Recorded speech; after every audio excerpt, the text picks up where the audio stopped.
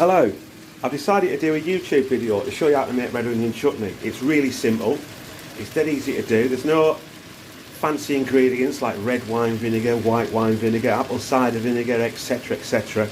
Absolutely pointless because it all tastes the same to me anyway.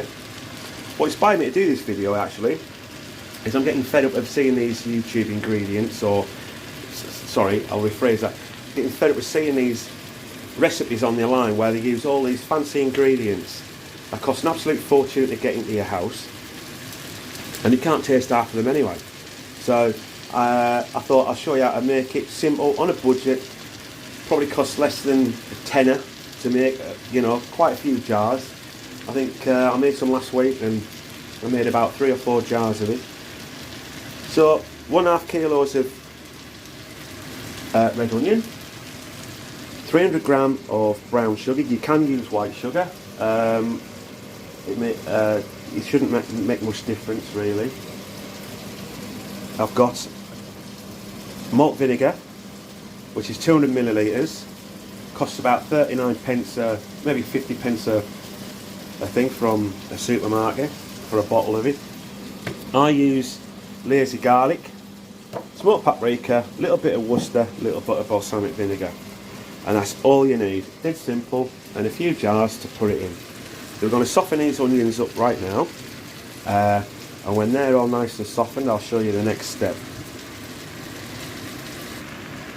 Okay, so they're all nice and softened now. So what I'm going to do now is I'm going to add the malt vinegar.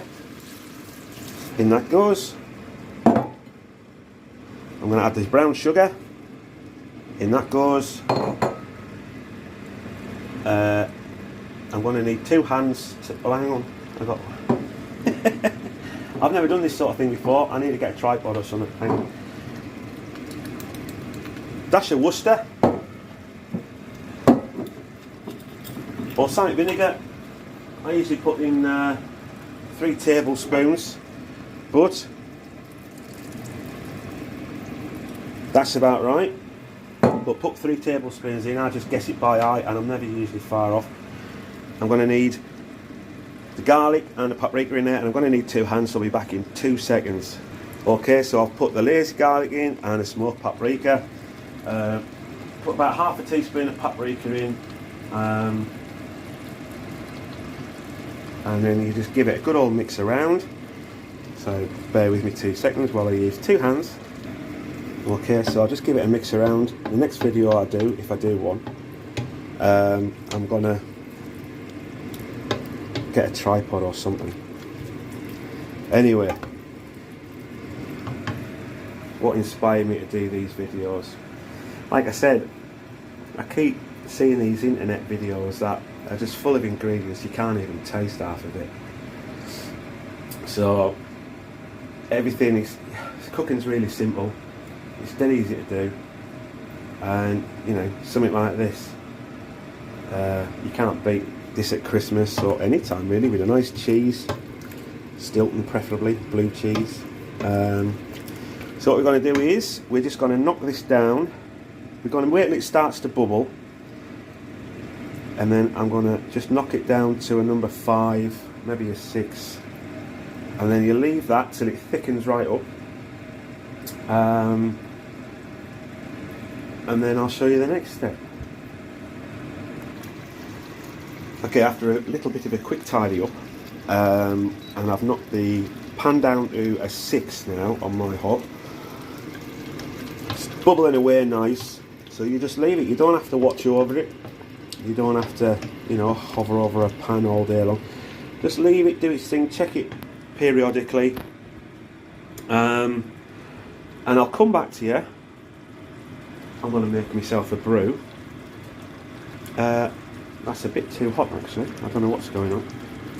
I'll just sort this pan out. We don't want it on a little bit of a boil. We don't want it going mad like this. So I'll maybe knock it down to a 5. There we go. And I'll come back to you and I'll show you the next step. Right, so I've just brought the pan down to a number 5 now. This looks probably looks really amateurish, whatever.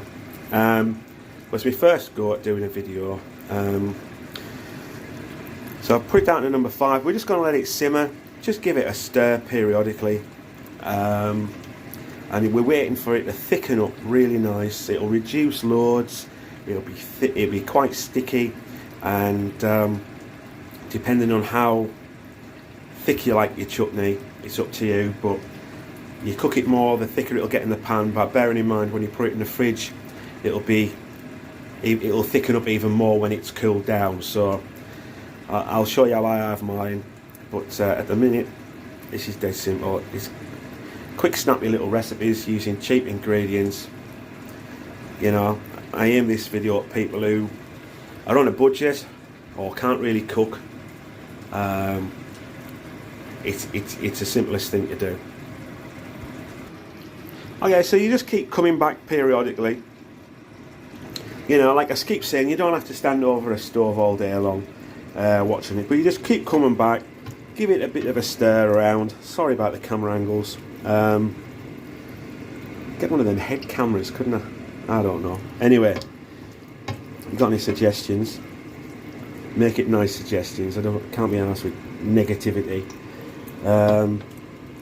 So yeah, so just keep coming back, give it a good bit of a stir, walk away, go and have a brew or whatever, watch a bit of telly.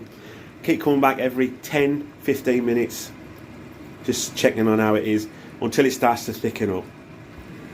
Right, it's been about 10 minutes. I just made a coffee, and I just come back, give it a stir up.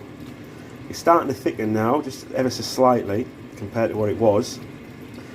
So what we're going to do is going to give it a little taste. A little taste. And then perfect. Sweet, a little bit of tang in it. If it's a bit too sweet for you, add a bit more balsamic.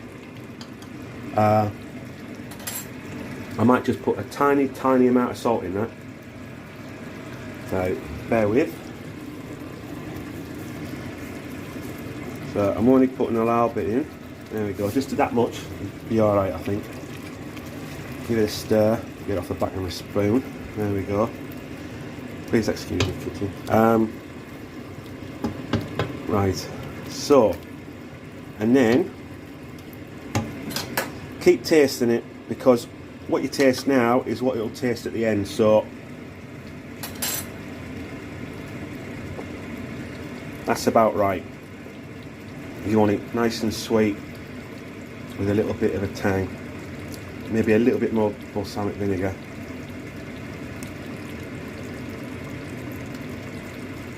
Now I'm going to leave it as it is actually, so we're just going to leave that, and I'll be back when it's thickened up.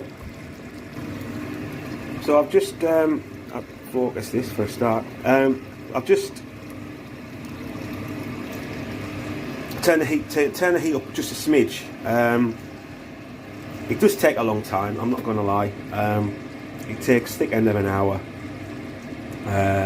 when you start putting it all on the hob and stuff. You get all your ingredients in. So like I say, it's not one of them things that you have to stand over a pot all day long. So make a brew, watch a bit of telly, wrap some presents, because it's a week before Christmas at the moment. Well, nearly. I'm just tasting it now. If it's too sweet for you, add a bit of Worcester, and if it's too tangy, not your taste, just add a little bit more sugar. But the amount of sugar that you put in should have it pretty much bang on. I'm just going to give it a taste. Like I say, if you taste it, keep tasting it. What you tasted will be the same taste at the end. So just let it reduce until it's nice and thick. And sorry about this, is my first video by the way, so I haven't got a clue what I'm doing. It's hard trying to hold a camera and cook at the same time. Okay, I'll just put this light on. So there we go. So when we get to this point, sorry about the lighting and stuff. When we get to this point here, you sort of keep an eye on it, keep stirring it so it don't stick to the pan bottom, but don't go too far away. Just keep stirring it periodically, and then we shouldn't be too far away from what we've got here.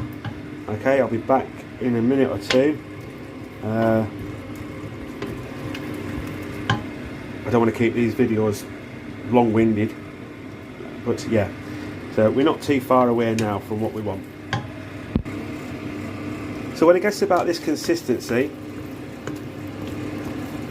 after a few more minutes, when it gets, if you pull it away like this, and it takes a second or two to meet up in the middle like that, that's about the consistency you want. So just take it off the hob like that, and that's it. Let it cool down, jar it up, have it with some cold cuts of meat at Christmas. Livens the turkey up. Saying that a bit of sandpaper would liven a turkey up. And that's it really. Nice with cheese. Put it in some jars, give it to your mates, your neighbours, friends, family, whatever. Brilliant. Okay, this is my first video. Sorry it looked amateurish, because it is really. It's amateur cooking, but tasty cooking as well. So thank you very much.